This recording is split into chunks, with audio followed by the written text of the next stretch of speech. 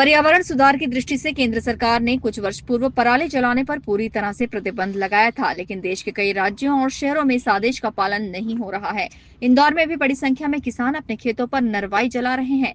इसे रोकने के लिए इंदौर कलेक्टर ने भी प्रतिबंधात्मक आदेश जारी किया है। इस आदेश का उल्लंघन करने वालों के खिलाफ एफआईआर दर्ज की जाएगी।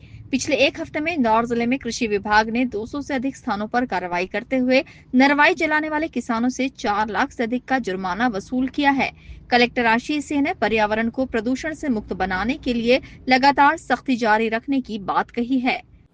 देखिए, पराली को लेके जो केंद्र सरकार के आदेश हैं वो बिल्कुल क्लियर हैं और वो 2-3 साल पुराने आदेश हैं कि अगर कोई पराली जलाने का कार्य करता है तो वो विभिन्न धाराओं में उस पे जुर्माने का प्रावधान है।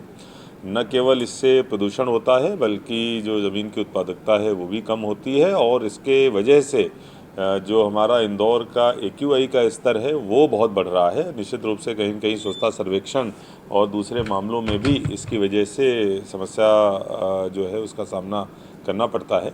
तो जो ये नियम है कोई नए नियम नहीं है, पहले से ही केंद्र सरकार के नियम है जिनके तहत जुर्माने की कार्रवाई की जा रही है।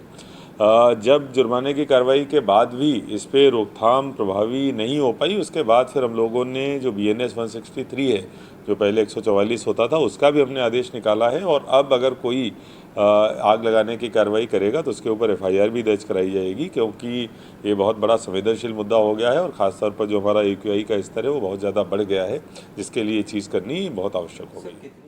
अब देखना होगा कि प्रशासन की सख्ती के बाद शहर की आबोहवा में कितना सुधार आता है। Bureau report, INN news, Indore.